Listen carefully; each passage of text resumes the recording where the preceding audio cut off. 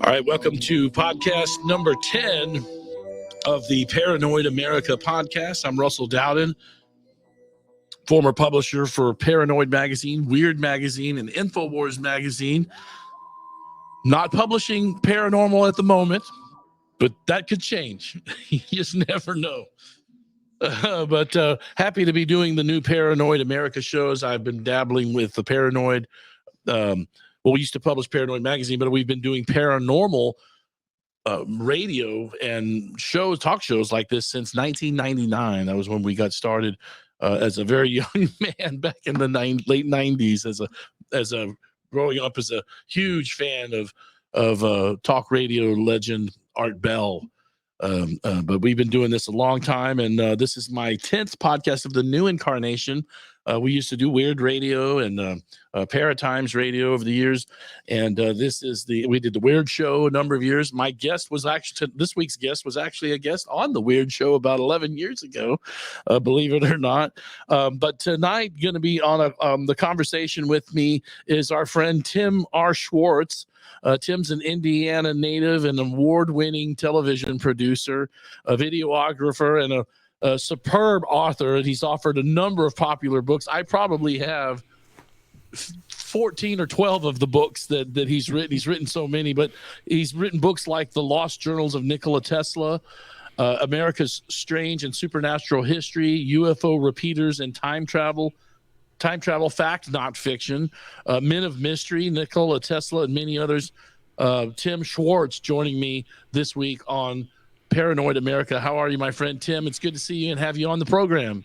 Hey, Russell. Thank you very much for having me on your show, Paranoid America. And I just want to know, who told you about me and how did you find me? Well, I think that we have a mutual friend that you became on my radar with your Commander X journal that you used to do. Are you still doing that? The Conspiracy Journal. Journal. Yeah. Not as much as I probably should.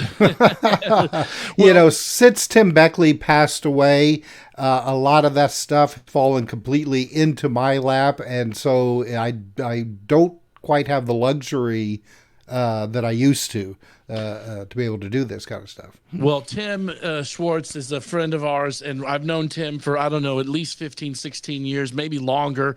Tim, of course, wrote and worked with the late, great Timothy Green Beckley. Timothy would give me an interview in March, right when COVID got going in March of 2020. I had him on then The Weird Show. Sadly, Tim passed a few months after that recording of that show, but what a powerhouse in paranormal. He was a legend in not just publishing paranormal, but I mean, he really started publishing right when he was like 16 years old, Tim.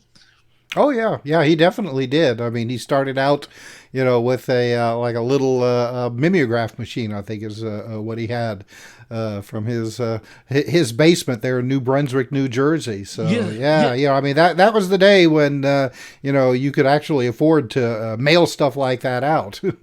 Yeah, he was kind of he was like the Stan Lee of paranormal. In some ways, Stan Lee came up with Marvel. I kind of just think of him as just a legend in the paranormal parapsychology publishing business. I looked up to Tim when I started publishing. I would always mail my newest issue of Weird Magazine to Tim up in New York, just so I could share it with him. And and then he kind of grew fond of me and would send me all of the books that you and Sean Castile were working on. I probably literally have at least 10 or 12 of those books from Timothy Green Beckley that y'all have written. Oh God, is that all? I know, at least 10. It may be more. But God, how many do you think that you really, I was looking up our guest, Tim Swartz. If you look him up on Amazon, as I have him today, I was looking up your books on just an image search of Tim Swartz. enter Tim Swartz books on Google Image, and you will see about 100 books come up alone on Tim Swartz's name, and many of them are tied to Sean Castile as well as Timothy Green Beckley. But great stuff. I'm so good to have you on the show this week. I'm excited to talk about your new book. I appreciate you mailing me one. Sadly, the first one went to my old address, but no, this is great. The mimics. The others among us, they've been called many names throughout time: gods, angels, demons, the good folk, shapeshifters, extraterrestrials. They look human, they act human, but they're not human. They are the others, the mimics. And the back of the book here, Mimics of Man. This is real exciting, and I kind of saw another show that you did, and I'll let you introduce how you came up with the name of this. I happen to have the inspiration. I also happen to have this book, and I'll let you tell us how you got inspired to write Mimics. Sure. Well, that book that you just held up there is called Our Haunted Planet by John Keel. And I happened to, and this was many years ago, back when you could actually buy paranormal paperback books at the drugstore. All right. And I ran across a book by John Keel called Our Haunted Planet. And that may have been, I don't even know if I even realized it was written by John Keel. It wasn't until several years later that I realized that I had a number of books by him, because I would just buy books based on, the title and the description. Didn't really look that much who wrote it. But there's a chapter in that book that it's called Mimics of Man. And it's the section that got me interested in the subject is really kind of small. Keel just kind of uses that as a jumping off point to other aspects of his book. But in that section, Keel speculates that there could be other intelligent beings that live on this planet with us, that either look like us or can look like us. And he says that, probably they're like hermits, live in big cities, don't really, interact that much with other people. But, under just, if you would walk by one on the street, you probably wouldn't notice any difference about them. And it got me thinking. And it has had, it's rolled around in the back of my head for a number of years as I've got more and more involved with, the whole world of the weird. And thinking, we're probably not alone on this planet. We have this conceit that we're the only intelligent species here. All right. But what if we're not? What if there are at least one, maybe other intelligent species that live with us on this planet, either intermingling with us or keeping their distance from us, but come out when it suits them, and they can be seen when it suits them. And that's really the jumping off point for mimics. And if you go and just do any kind of research on the subject of paranormal encounters, UFOs and aliens, the old fairy lores, the old stories contained within probably every religion that's on this planet, they're full of these stories of people interacting with other intelligences that look like us, can intermingle with us, can be, come out of nowhere and then disappear again. The old stories have them as teachers a lot of times. Beings that would either come from the sky or from underneath the earth to teach us about agriculture, mathematics, things like that. And it's a progression all throughout history with these kinds of close encounters. So that's a kind of a long involved answer to that. But, that was kind of like the first genesis on this idea.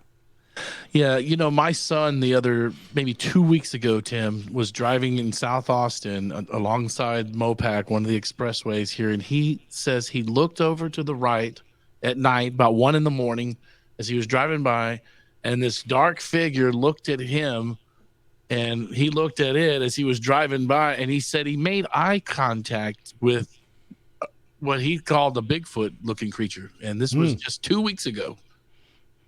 Wow. So And where they're in Texas? they're in South Austin, not far near the Barton Creek watershed, which is Huh. a natural environmental zone that Austin has. It's an uninhabited area of Barton Creek, but and ever since that happened, he's been like, Dad, what books do you have on Bigfoot? And what do you know about Bigfoot? He knows I'm a big paranormal guy and all of this, but I just thought I'd share. Just even recently, my own son had an experience that really kind of shook him to the core, in the sense of it spawned curiosity out of him. This topic really just, people really are inspired to look into this. Why are we so curious about the mimics and the unknown, Tim? Well, I think that, a lot of people want to know if there is more to this world, to this universe, than what meets the eye. I mean, and that's been a universal conceit with people right from the very beginning. I mean, why are we here? What's the reason that we're alive? Is there more than just getting up every day, going out and defending ourselves from the saber-toothed tigers in the bush, trying to find something to eat, trying to find a mate and have children? Is there more to it than that? And I mean, we've, as a species, have been on this planet for what, less than 1 million years. The Homo sapiens probably 100,000 years, but I mean, our earliest ancestors for less than 1 million, and not that much has changed. Our brains are still wired that way. So people want to know, are we alone? What is there? Is there anything else to life? And when it comes to the paranormal and just this the strange stuff that happens to everybody at least once in their life, it has a tendency to open your eyes and make you want to take a deeper look at our reality. Yeah, it really does. And I got on this path from a very young age. I think I was interested in ufology as I was a Star Trek kid growing up in the 70s. And then, I think I was maybe 7 years old, Tim, when I saw Close Encounters of the Third Kind. But I mean, that really got me going. And when I was young, Tim, there was a whole series of books in my elementary school where you could get, when I was in fourth grade here in Austin, Texas, you could get a book on the Loch Ness Monster, Bigfoot, UFOs, the Bermuda Triangle. There was a whole series, and I wish I knew who published those, but it might have been Time Life, but it was for kids, and those were all the books that I got. I went through, always picked those up as a kid. And, people are curious about these things that are the ether, the ether, the unknown. That we all have a passion, and especially as a Scorpio, I have a passion for truth. And I'm always digging up things like that. That's just something that's in me. Have you heard about this recent week or two, in the last week or 10 days, I've been getting on my YouTube feed reports of this aliens in the Peruvian jungle. Have you been following this story?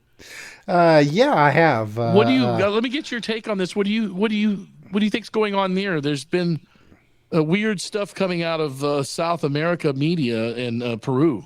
Hmm. Well, the story that I heard, and this was a like a native people in this area, that they said that they were being harassed by these. I think they said they were like tall beings with blue faces. Don't quote me on this because I can't remember exactly the details. That could levitate and were seen, like, hopping around their towns and harassing people. And one girl even was attacked by one. Mm-hmm. And I saw a picture that, like, so she had like a cut on her neck where she said that, where one of these things had grabbed her, it had injured her in the process.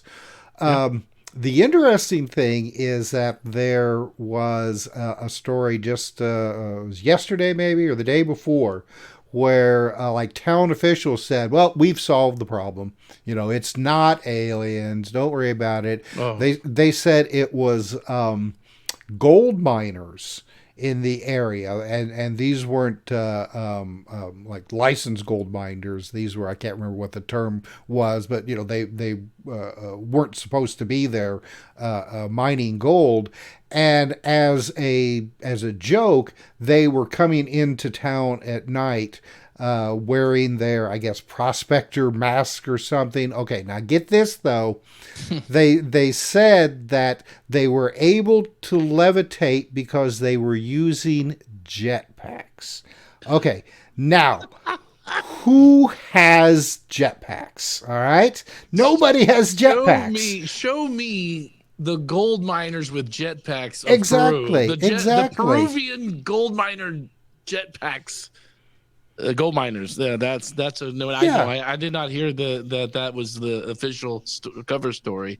Yes, yes. I mean, it's like a plot taken right out of a Scooby-Doo cartoon. We'll put on our jetpacks and go and scare these silly superstitious villagers.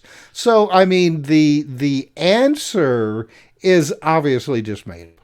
So I think the mystery, whatever is going on there, still remains. It could very well be, illegal gold prospectors, who are having fun. But the levitating part, using jetpacks, no, nobody. Yeah. If that's the case, I want jetpack. Where's my jetpack? Yeah, where's my jetpack? I want one of these. I want to work for that gold mining company. No, but there is a video out there of villagers in the Peruvian jungle that are and I don't know if Carl will look that up, my producer, but we were looking at this on our YouTube channel at home the other night, and you can see people are very scared. They're looking up in a tree, yelling and screaming in fright and terror, and the villagers, as you said, Tim, were describing a creature that was levitating 8 feet off the ground. Mm-hmm.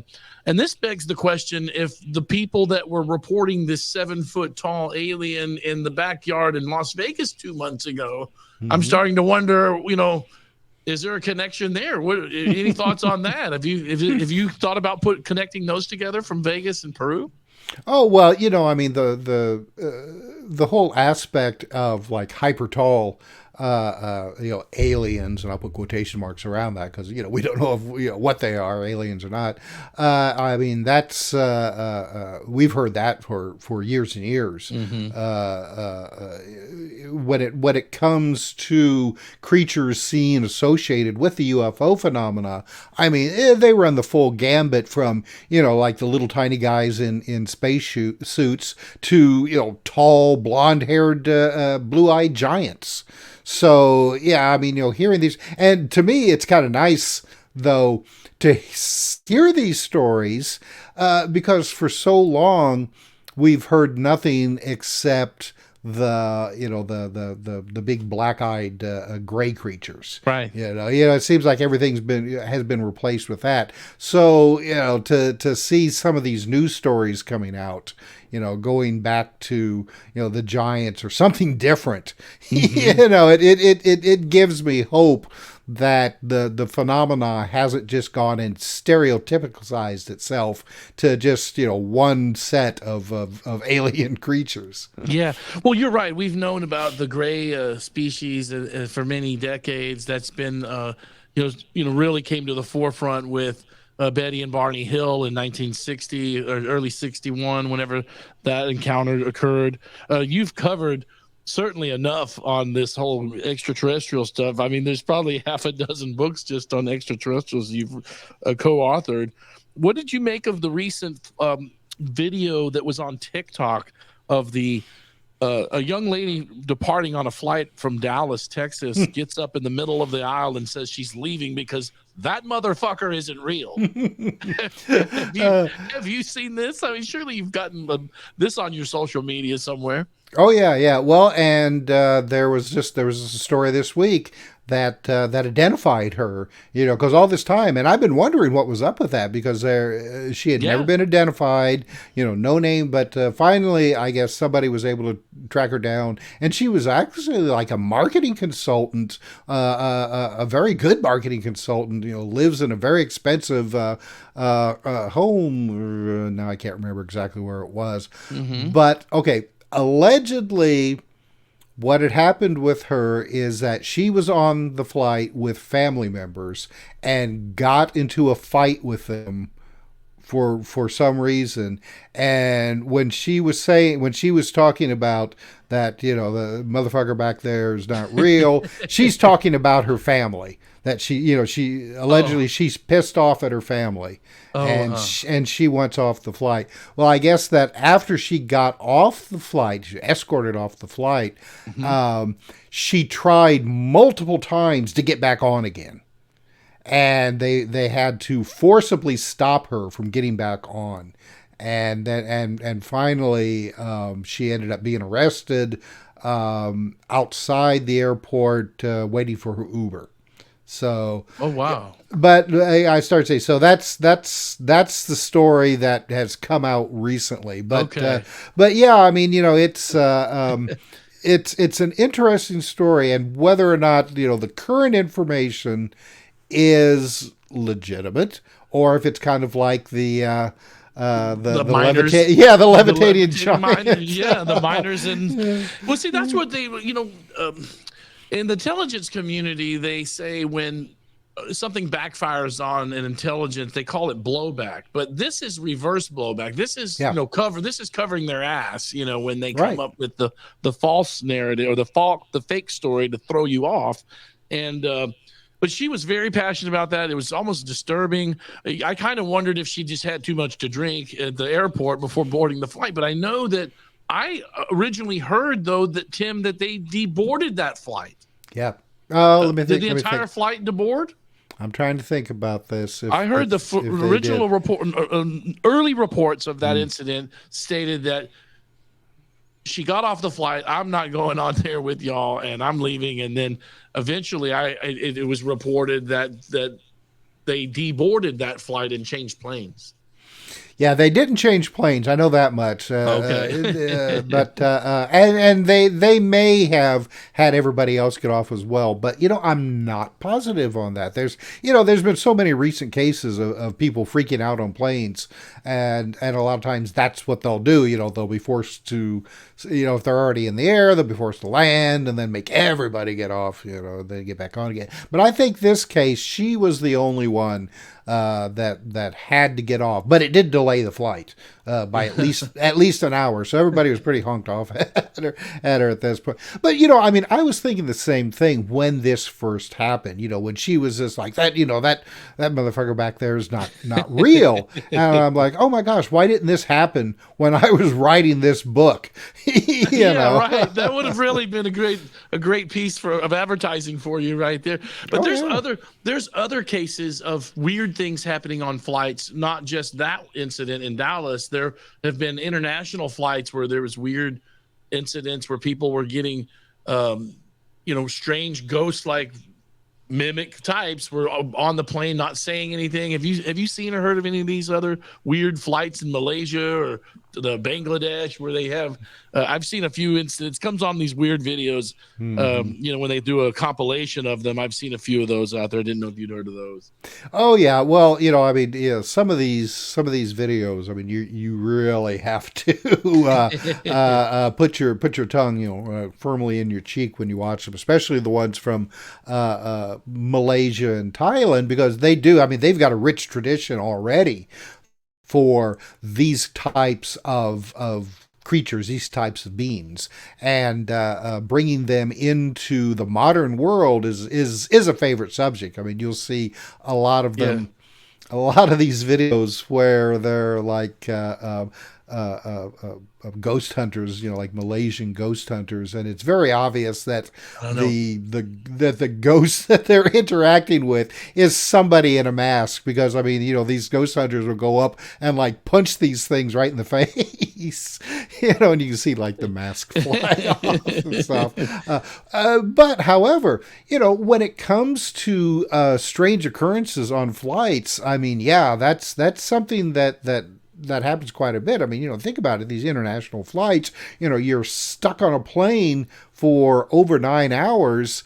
So, if anything is going to let its guard down, that's going to be a good situation to do it. And, well, let's ask my co-hosts Siegfried and Roy. What do they think? What do you guys think this is? Is this what do you guys think? We come in peace. We do not want to harm anyone. Okay, well, that's Siegfried and Roy right there. They're coming in peace, so they're not the problem. We know that. Our guest Tim Swartz is our guest. His new book, guys, is Mimics, the Others Among Us, and we'll see if there's others among us throughout the rest of the show. Let's take a quick little commercial break, and we'll come back with my guest, Tim R. Swartz. Tim and I, no stranger to one another. He's written with my other magazines before. I've got so many of his books that Tim Beckley sent me. I probably got at least 10, but we'll talk more with him and some more paranormal as we continue our conversation here on Paranoid America. This is podcast number 10. We'll be back on the other side. Paranoid America, guys.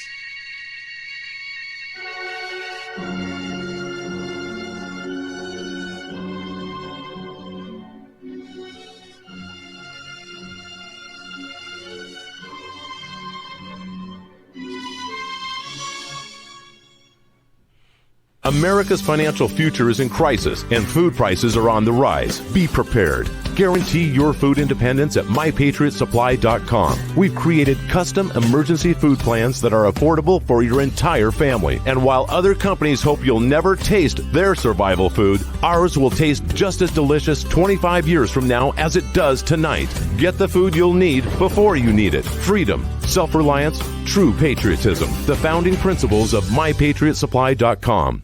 You trust your home to keep your family safe, but there are many threats that don't stop at locked doors and brick walls. Your house isn't made to withstand uncertain dangers like natural disasters, home invasion, or social unrest. Rising S Bunkers are. They're the safest, longest-lasting, most dependable on the market. I'm Clyde Scott, owner of Rising S Bunkers, made in the USA and installed with maximum confidentiality. Ensure your family's future at RisingSBunkers.com. Good evening. As a duly designated representative of the city, county, and state of New York, I order you to cease any and all supernatural activity and return forthwith to your place of origin or to the nearest convenient parallel dimension. That ought to do it. Thanks very much, Ray. Are you tired of the lies, conspiracies, and propaganda the deep state uses to program you? Does the thought of empirical corporate globalism make you paranoid?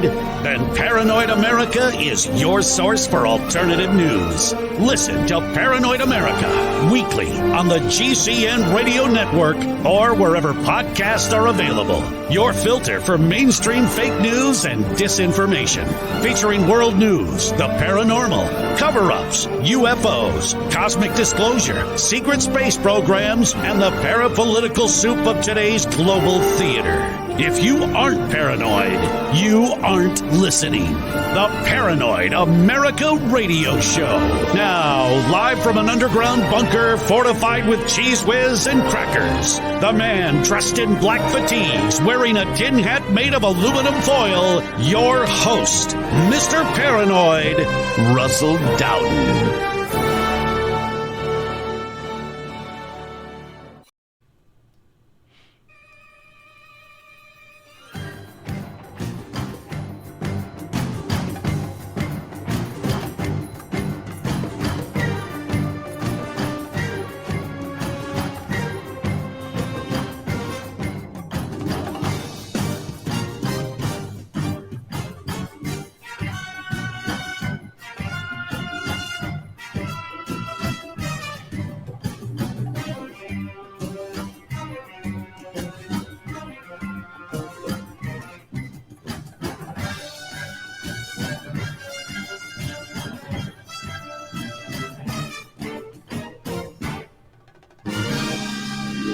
All right, welcome back to Paranoid America. This is podcast number 10 of our new show. I'm Russell Dowden, used to publish Weird Magazine and Paranoid Magazine. Our website for the new podcast is just paranoidamerica.com. You can check us out there. We're also available on Instagram at Paranoid America. Twitter, I believe, is Paranoid America with a K. Paranoid America with a K, I believe, is on my Twitter. And then if you Twitter X is my producer's Twitter X, but then we're also on Instagram and Facebook, so check us out on Paranoid America. That's kind of our Weird Magazine rebrand is of late. But my guest this week on my 10th show, or 10th incarnation of the new show, Tim Swartz. His articles have been published in magazines such as Mysteries, Fate, Strange, Atlantis Rising, UFO Universe, Flying Saucer Review, Renaissance, and Unsolved UFO Reports. And he even wrote for my old magazine, Weird Magazine, for many years as well, along with his colleague and writing partner, Sean Castile. So welcome, Tim, back to Paranoid America. How is Sean doing? Sean doesn't do the podcast stuff. He leaves that to you. Yeah, that's Sean is shy. I know. I asked him to be on my show. I talked to him on an email a few months ago when I was kicking this whole new show off, and he said, "Oh no, Russell, I don't. I don't do those shows. You call Tim for that one." Well, Tim Beckley and I managed to get him to come on our old show, Exploring the Bizarre, once, but that was we had a second guest on as well, so Sean didn't have to do as much as being, say, like the singular guest on the show, but for what Sean lacks in being able to make personal appearances, I mean, right. he makes up for just being an excellent writer. Oh, he is incredible. And I mean, and you know what, he was so good that I would use him years later. We stopped doing Weird. I sold it to Alex Jones. Alex hired me to do InfoWars magazine for him, which I went on a bit of a 2-year period doing that. After I did that, I did Paranoid, and I brought Sean back to write for Paranoid magazine. But he was so good, I realized I couldn't sell advertising a whole lot and get the support for Paranoid, but we started covering music, Tim, and I had Sean write for Rockstar magazine, which was my music magazine in Austin, and Sean would find ways to get a paycheck out of me for an article, but he would tie in some kind of rock and roll Jimi Hendrix conspiracy or some kind of I think he wrote even a book on music legends and stuff. He was just good at tying in John Lennon's UFO sighting to Jimi Hendrix's UFO experience in Hawaii, or he just knew how to tie stuff in to get me to print it, and he just was so good at that. He's still fabulous at it. I wish I could get him to write for my cannabis magazine, but he's going to have to turn some kind of paranormal in with some cannabis or something for me to publish him.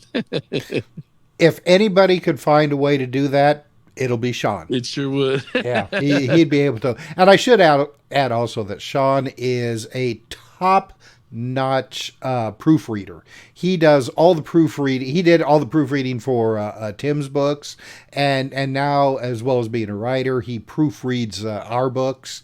So I mean, if any, Well, I could use them for the magazine for that occasionally too. That's not a bad idea. I'd love to get some work out of Sean and just to get to work with him again, because he is fantastic. And if you don't know who Sean Castile is, he has written for. Just like Tim has written for any book, any news magazine covering paranormal in the last 30 years, probably. Our guest Tim Swartz, the new book Mimics, The Others Among Us. We're talking all things paranormal, maybe even a little cryptozoological. I might ask him a few things here about that. Let's see. I mentioned earlier. I mentioned Timothy Green Beckley. Tim, he took one of the first pictures of a Men in Black, right? Isn't that what I remember? Tim, he published or became one of the first to print a Men in Black picture. Is that right? Yeah, that's right. It was in 1967, and it was him and Jim Mosley who first published Saucer News magazine. That's right. And, I knew Jim Mosley.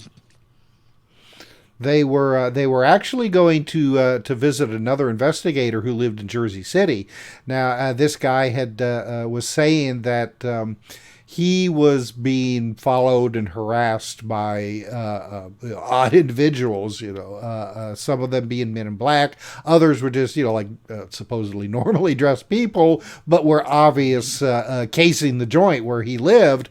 So when Beckley and Mosley drove over to see him, as they were circling around in front of his apartment trying to find a place to park, which, I mean, Jersey City, good luck with that. Even in 1967, they noticed a guy dressed entirely in black standing in the doorway across from, gosh, I think his last name was Robinson, the UFO investigator, watching his apartment. And so they swung around again, and when they did, they happened to have a camera, and Beckley snapped a couple of pictures of this guy standing in the doorway, and that was probably the first Man in Black photograph ever taken. Of course, now Beckley says, who knows if it was a real Men in Black, whatever a real Men in Black is. He said it could have been, like a lookout for a gambling joint or something like that, because if you look, and all you have to do is just go online, you can find this picture. It's very easy to find. Yes, right. the guy does kind of have like this, like mafioso type of look about him, but I mean, black hat, black jacket, pants. I mean, it's a quintessential Man in Black. Yeah. Or it could have been Bruno watching out for the Gambino crime family, at an operation or something. But if he had anything, if he was following Jim or Tim around, who knows? You just never know, man. But, yeah. Well, I mean, this the investigator that had initiated this earlier report had even said that he had seen people that looked, one person looked like John Keel, and he thought John Keel was coming to visit him, but this guy instead was just like walking back and forth in front of his apartment and then disappeared. And several other people that he said that these things looked at. So I mean, that's a perfect example of what we're talking about in the book. We have things that can, I don't know if they would be like, could be like shapeshifters and can look like whomever they want to or whatever they want to, or what the deal is. And part of the main question of this book is this: why the human shape? All right. Now, I suppose that sounds like a silly question, because why not? I mean, what else would there be? I mean, we're humans. Of course, they're going to look like human. Why?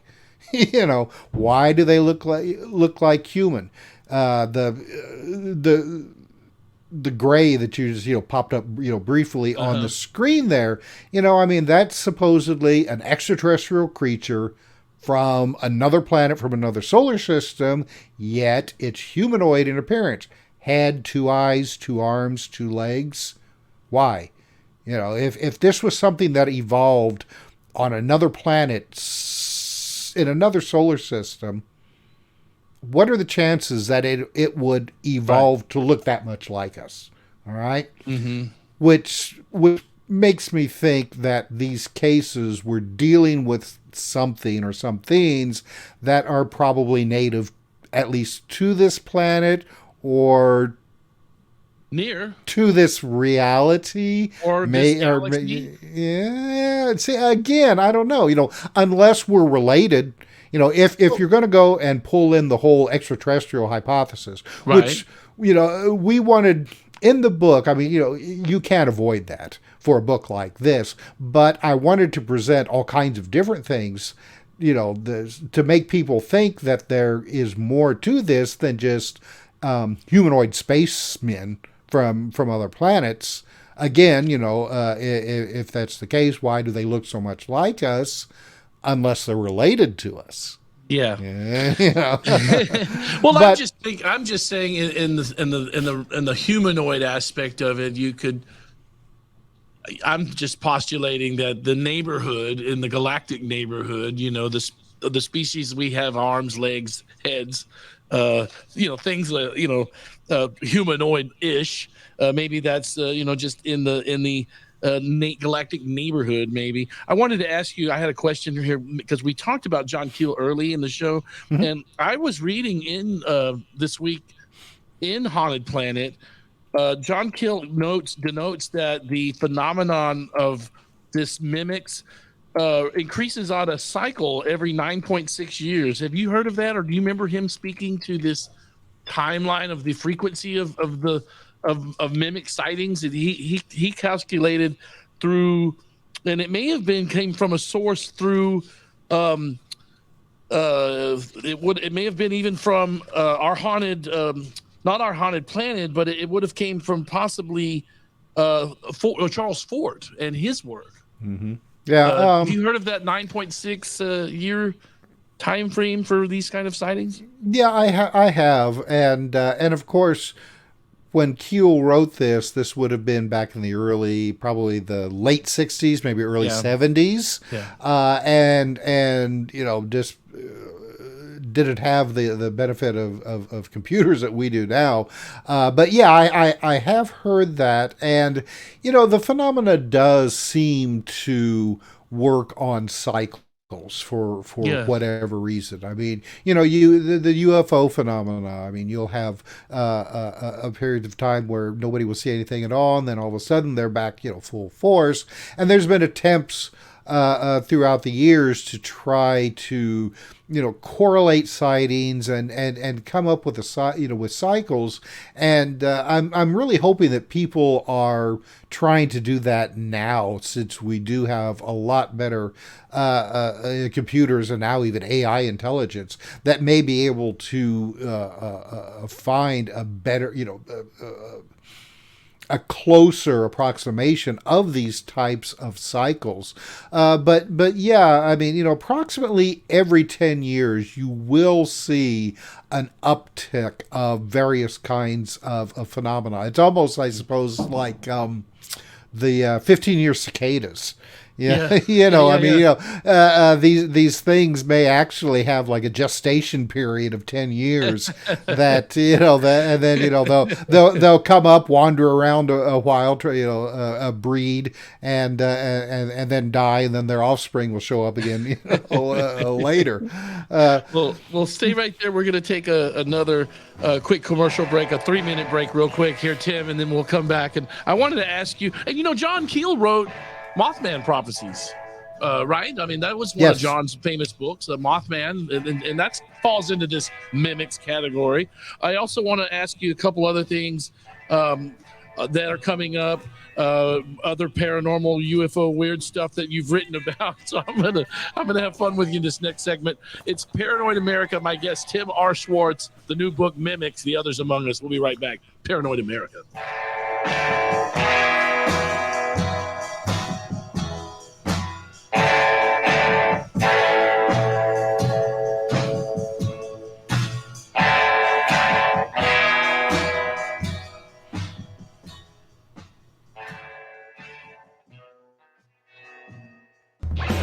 Disaster can strike at any time. Be ready before it hits the fan. You are not a caveman, so don't use caveman technology. Our revolutionary meals heat themselves. Just pour the saltwater solution on the heating pad. Place the meal face down on the heating tray. Slide it back in the box and wait 5 minutes. You'll have a hot, nutritious meal that is tough enough for any disaster. Whether it's power outages, winter storms, or the end of the world, you'll be good to go. So what are you waiting for? Get your gear today. Disaster Food Supplies. Survive. Satisfied. I can't believe this is happening. I never thought I'd be in this situation. I mean, who would have thought that I would need alien abduction insurance? But I guess it's better to be safe than sorry. And sure enough, it happened. I was abducted by aliens. Hi. Can I help you guys with anything? Financial compensation? For what?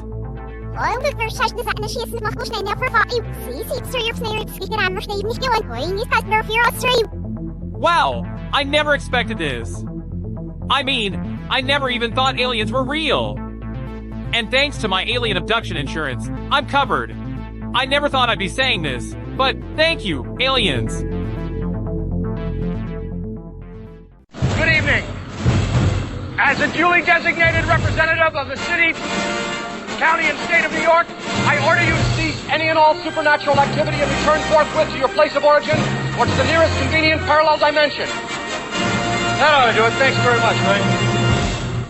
Are you tired of the lies, conspiracies, and propaganda the deep state uses to program you? Does the thought of empirical corporate globalism make you paranoid? Then Paranoid America is your source for alternative news. Listen to Paranoid America weekly on the GCN Radio Network or wherever podcasts are available. Your filter for mainstream fake news and disinformation.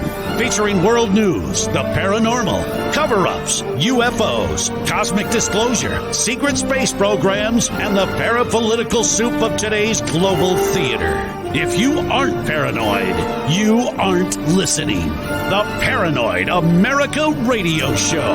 Now, live from an underground bunker fortified with Cheese Whiz and crackers. The man dressed in black fatigues, wearing a tin hat made of aluminum foil. Your host, Mr. Paranoid, Russell Dowden.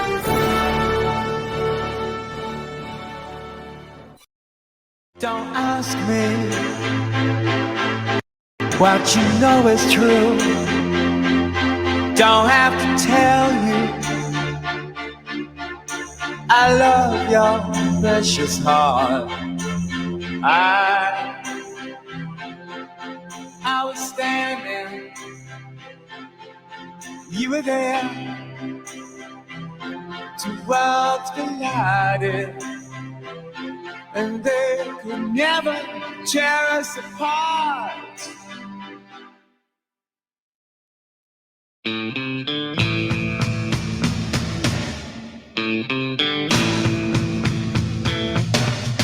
We could live for 1,000 years. All right, welcome back to Paranoid America. I'm Russell Dowden, your host.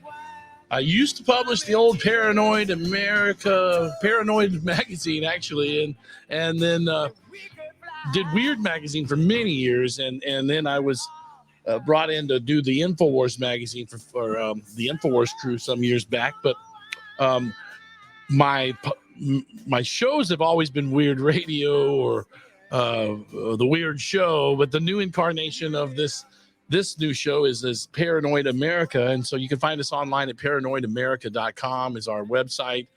And We're also on, Facebook, Paranoid America. You can check us out on Instagram. We have a lot of clips from this show that actually run on the Instagram account. So we kind of will tag our guests, and you can follow us on there at Paranoid America. Here's the website. We've started to, the shows are always available here. We're going to start adding news, but just like my guest, Tim, mentioned, it's a little tough, wearing 5 hats at one time. So I know he doesn't do the newsletter as often as he'd like to. Maybe he and I could collaborate on the newsletter. I don't know. It might be fun to work with him and Sean again. But my guest, Tim Swartz, here on Paranoid America. This is episode 10 of the new program.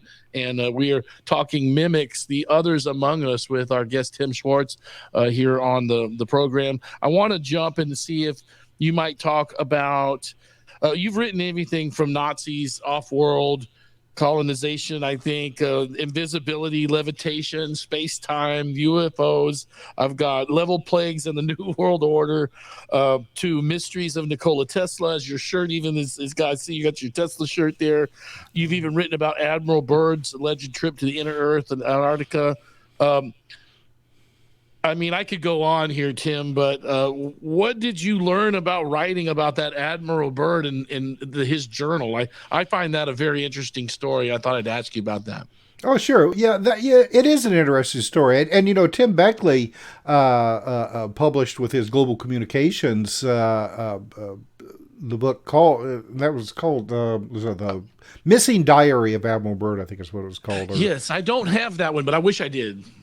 That actually started out as what was called a Samadat, which was a Xerox of a Xerox of a Xerox of a Xerox that was circulated among people for years and years before Beckley got a hold of it and actually published it. And in that, it tells the story that Admiral Byrd, on one of his flights in the 1947, over the Arctic region with his co-pilot and navigator, they were ran into, not physically, but ran into, I guess, a couple of like flying discs that had the Nazi emblems on them. And these craft actually came over their radio and said, follow us if you know what's good for you. And they were taken allegedly to like an underground city where they were taken off the plane and escorted to talk to, I guess, like the Council of the Hollow Earth, and were basically told kind of like the same stories that you hear from the 1950s contactees, that they're tired of us experimenting with atomic weapons, and that if we continue doing so, they're going to come to the surface and kick our ass. And then they let Byrd and his pilot go. Well, the book that I wrote on the subject, during my investigations, I discovered that actually at the time that Byrd allegedly was flying over the North Pole area, he was actually involved in a government military project called Operation High Jump. High Jump. Yep, which took place on the opposite side of the planet in Antarctica in 1947. And this was something that it was really fascinating because, it was right after the end of World War II. A lot of the Navy ships were being decommissioned, but somebody said, hey, let's get all of these ships, a submarine, an aircraft carrier, a bunch of sailors, and sailed to Antarctica for some reason. And there's been various explanations on why they did this. None of them really are very satisfying. Right. So, we're left with that question on, just exactly what they were up to there. I mean, it's, from what we know, there was like a film crew embedded in here. There was reporters, embedded with this. There doesn't seem to be a big mystery, but what was actually going on still tends to be nobody really knows. Afterwards, Byrd told a reporter for a South American newspaper that he was going back to the United States. And by the way, they were supposed to stay there over 3 months, and they barely lasted a month before they came back. Right, and that's part of this. That's part of the conspiracy of that whole high jump thing is this conspiracy that they went down to find the Nazis after World War II and the technology and all of this. That's what I hear when I hear that story of high jump and Byrd. That's the tales are from what I hear from, and that could be propaganda. I don't know, but allegedly Byrd went back to South America and reporters and gave a chilling tale of that was. Do you know of the Brazilian or Peruvian newspaper that interviewed them first? And there was some cryptic words he said, but he never spoke again in front of the media again after that. Well, he said that, and he claimed that he's going back to the United States to give a full account in front of Congress, or at least a secret session of Congress. That it was his fear that the United States was going to be attacked by, as he put it, enemy missiles coming over the poles. Well, Tim, then not long after that testimony was given, whether privately or publicly, probably, like you said, privately, but if that was in 47, by 1952, we had the summer flyover of Washington. Exactly. Well, so, and don't forget, then a few months later, after Byrd came back, you had the whole Roswell incident. Yeah, so Roswell predates the 52 flyover. Right. And I always thought if I gave any credence to this theory of the Nazis working with reptilians in Antarctica, if I gave credence to this, then and we were defeated by, as Admiral Byrd's account says, or rumors said we came back with after a defeat down there, as we've been led to believe. Then it does beg the question. At least I'm asking the question is, if we got our butts kicked in Antarctica, and then a few years later, when did Project Paperclip come in? After Byrd, but before the flyover? Because I think if you put some of that timeline together, it's very weird. Yeah, it's around the same time, actually. Yeah, a lot of that's around the same time. I think maybe Paperclip happened and around the time of Roswell. Maybe. I mean, it's pretty close together. I mean, I think by that point, Werner von Braun may have already been in the United States by 1947, but there were still others being brought in. So yeah. I speculated with Richard Serrett, who was on my show a few months ago. I said, wouldn't it be interesting if we were told by or defeated by the Nazis in the Antarctic that you better stay away from here or we'll mess you guys up. They do a flyover over DC, but they tell the US to bring all their other Nazi buddies back from Europe. And they go back, they bring them over under Paperclip. And then if we test them anymore, they'll fly over Washington D.C. more. So it just makes me wonder. I like to theorize how it's fascinating to me to think of how some of that could have folded out. It all, on the other hand, Tim, could be complete bullshit. Yeah. Oh, yeah. Exactly. Well, I mean, we do know that the Nazis did have a base in Antarctica. Now, whether or not it was as elaborate as some of these stories have it, with the Nazi flying discs and things like that, that's, that's open for debate. But, I mean, the whole idea of the Nazis at least being able to come up with some kind of a rudimentary form of a flying disc, I mean, that was always one of Tim Beckley's favorite theories to float around. Uh-huh. And I want to ask, and I got maybe 10 minutes or 12 minutes or so with you here. We'll wrap things up shortly, but I wanted to get your thoughts though on the congressional testimony that's been recently given by Graves, the fighter pilot, retired Air Force Major David Grush, and then Navy Commander David Fravor. This was big news for ufology fans. Like the both of us, I think this was very interesting to see congressional hearings on this in the 21st century.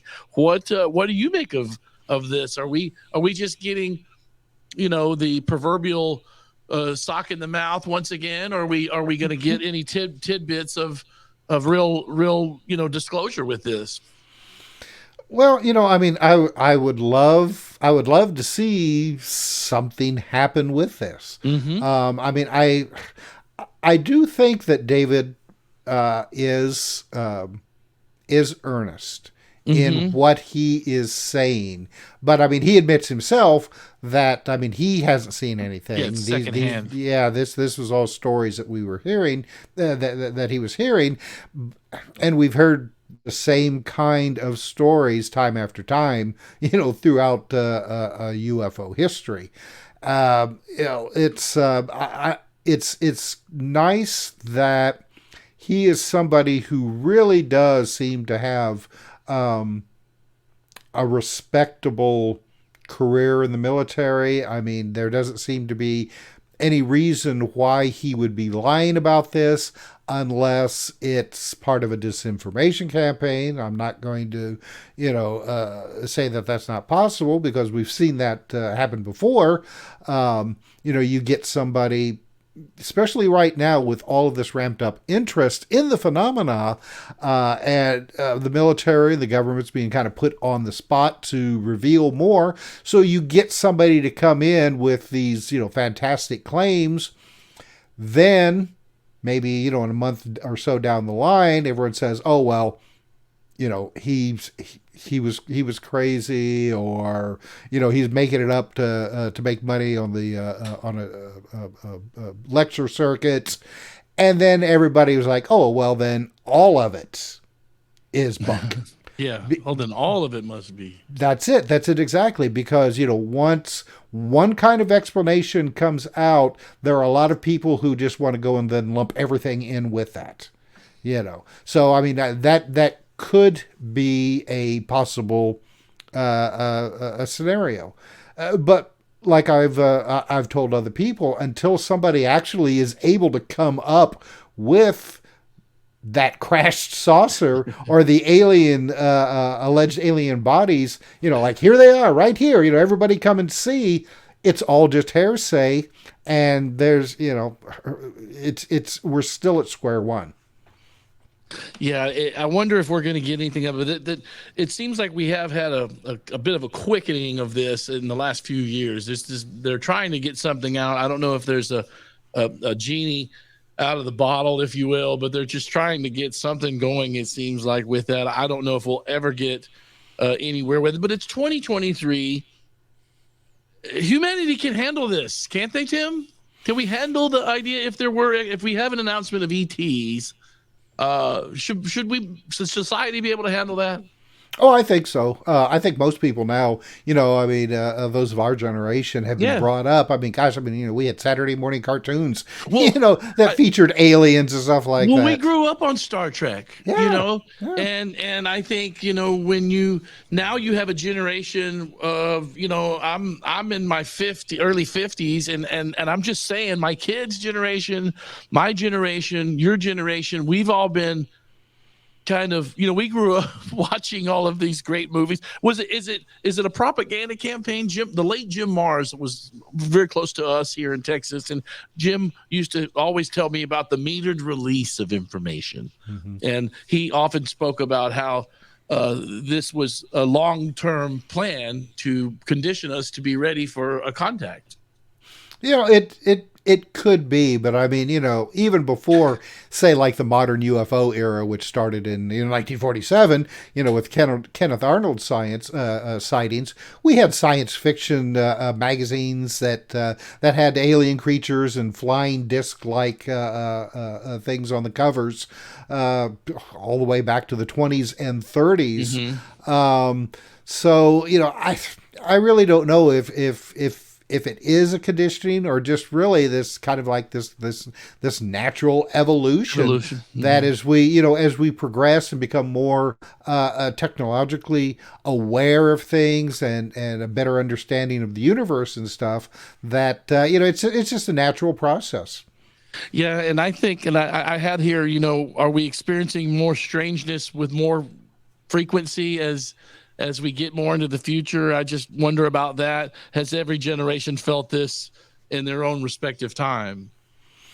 Well, I mean, the world of the weird has been with us right from the very beginning. I mean, when we first crawled out of the caves and threw rocks at the moon, So, but I think now, because information can be so instantaneous to any place across the globe, we're becoming, I think, more and more aware that there's a lot more to our reality than what we can see and touch. Well, I really appreciate you being on the show. I'm going to ask you to fire off. I can pull up that book on Amazon for you, Tim. People, can they get it from Amazon? Is that all right? Where would you have them go? I've got your website actually up, as well as Amazon. Let me share. Is your site? Is that okay if I share that, or with the Amazon? Oh, sure, yeah. Yeah, go right ahead. Let's pull those in here. Maybe let's share that with folks, Carl. So the book Mimics, The Others Among Us. You can get it here on paperback here from Amazon. It's very affordable. In fact, you can get a lot of books from Tim Swartz on Amazon. And I swear I've got maybe 15 books between Tim and Sean Castile that our great late friend Timothy Green Beckley would send me, but I don't know if he's going to do the Conspiracy Journal again. But I love that. I subscribe to it if he ever sends one out. But he did a great job doing those. Fire off any last comments here on your book and Mimics for the audience here, Tim. Oh, sure. Well, like I said, you can get Mimics on Amazon.com. It is a print and an ebook. We've got another one called Alien Artifacts that we put out just before Mimics, which is also just an awesome book. I had sent.